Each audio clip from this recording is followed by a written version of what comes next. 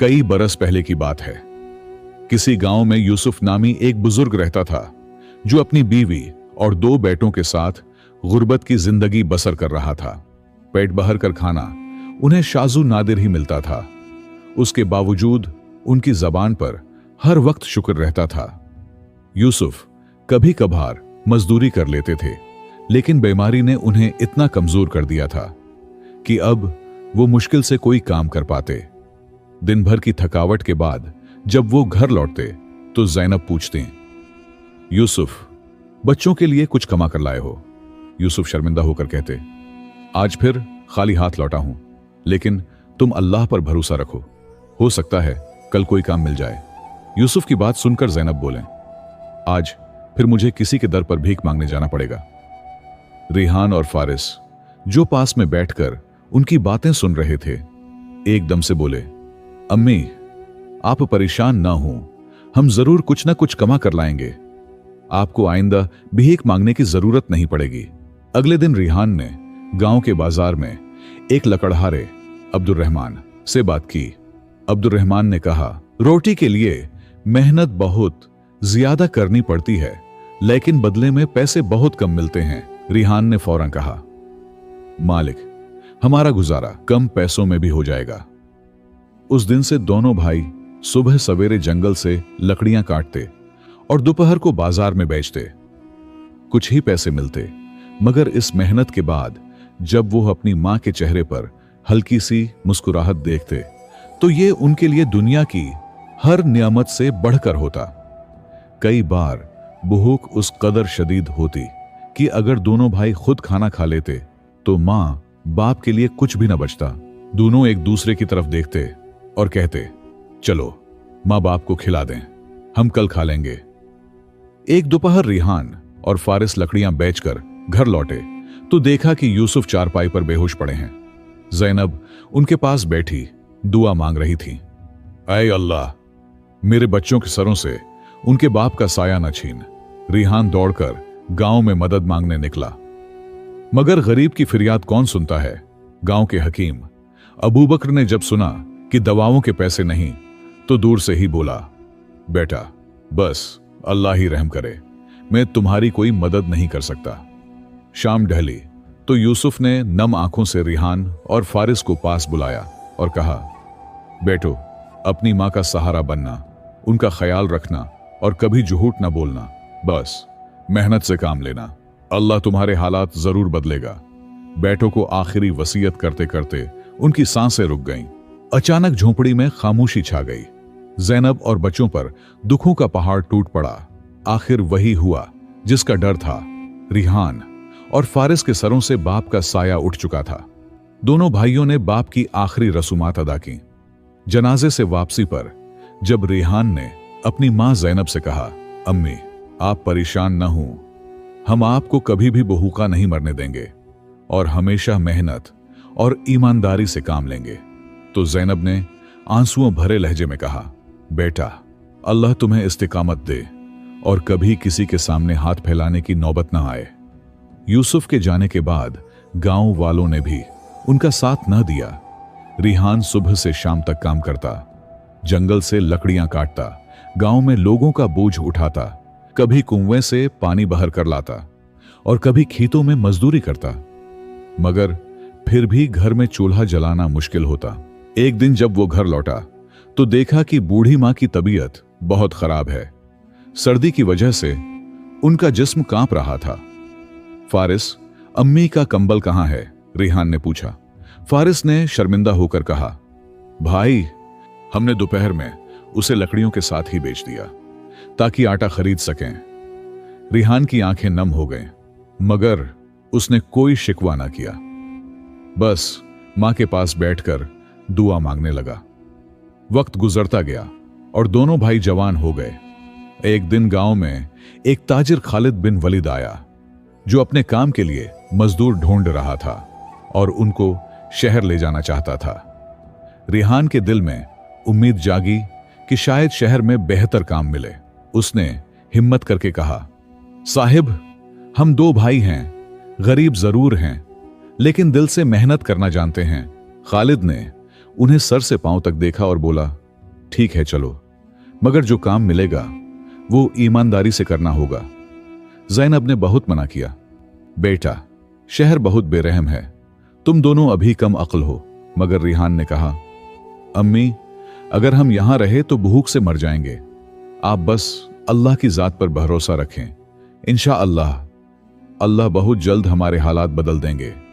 अगली सुबह दोनों भाई दिल में हिम्मत लिए शहर रवाना हो गए।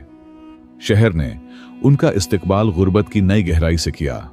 वहां उन्हें एक इमारत के तामीराती काम पर लगाया गया, जहां दिन भर की मेहनत के बदले बस 2 रोटियां कमाने जितने ही पैसे मिलते। एक दिन खालिद बिन वलीद ने पैसे देने से इनकार किया और कहा, आज तुम दोनों ने काम बहुत ही बेगर्जी से किया है।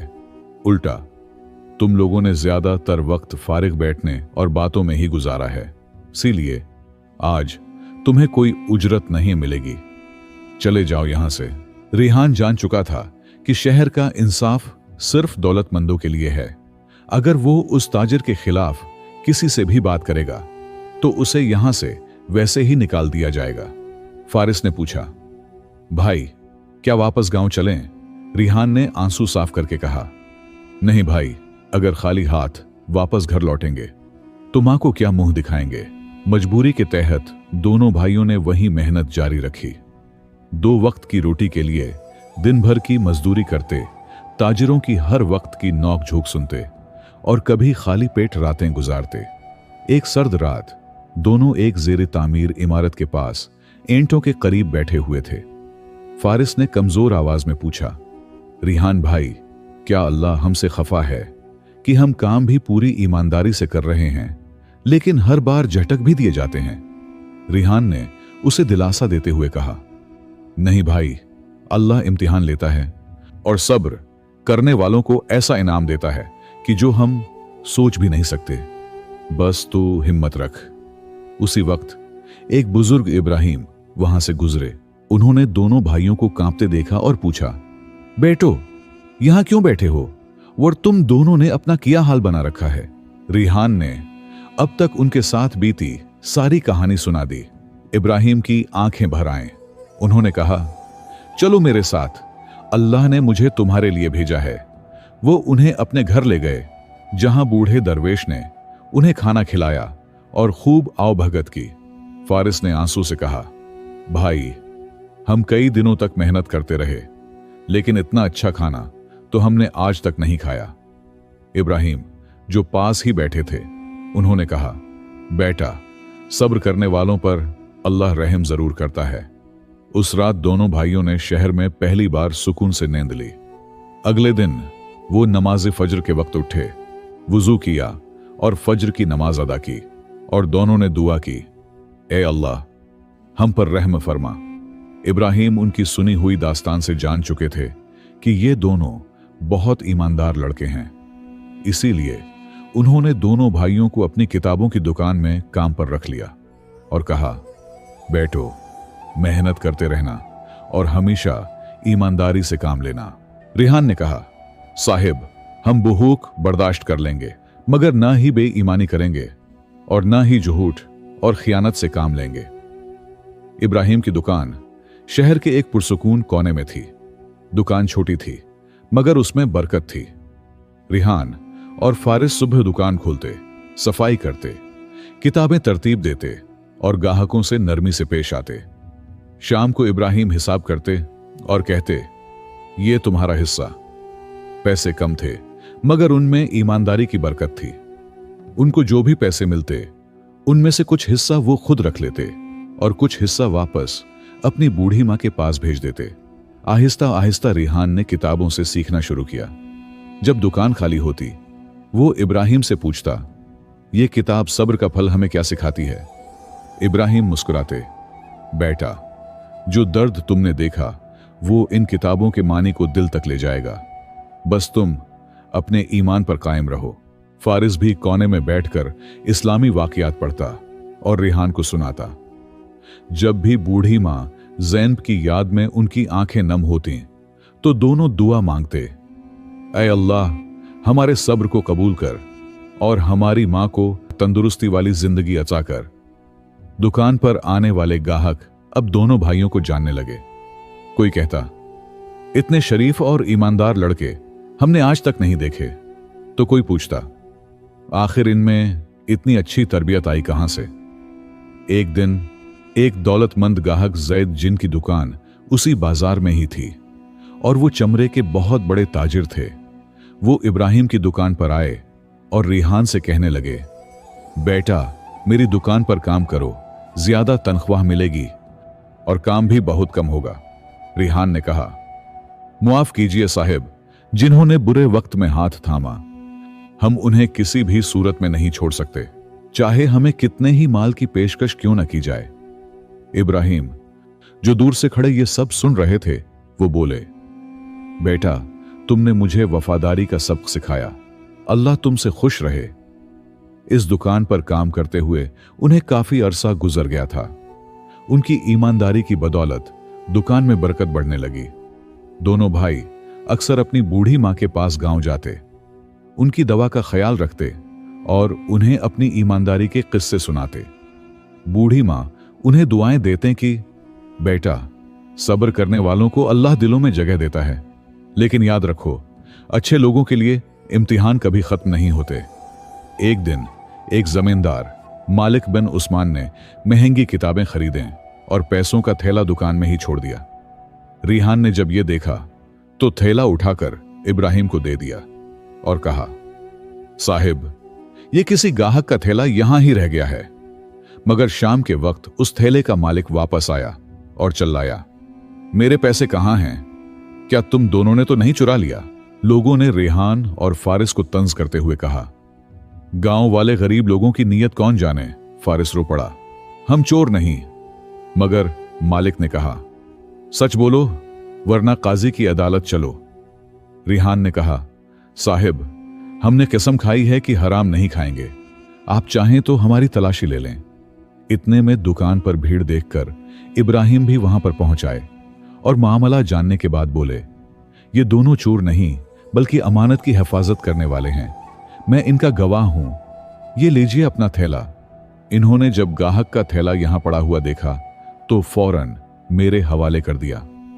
तभी मालिक का मुलाजिम बोला, साहिब ये थैला मैंने इन्हें जांचने के लिए छोड़ा था, ये लड़के सच्चे हैं।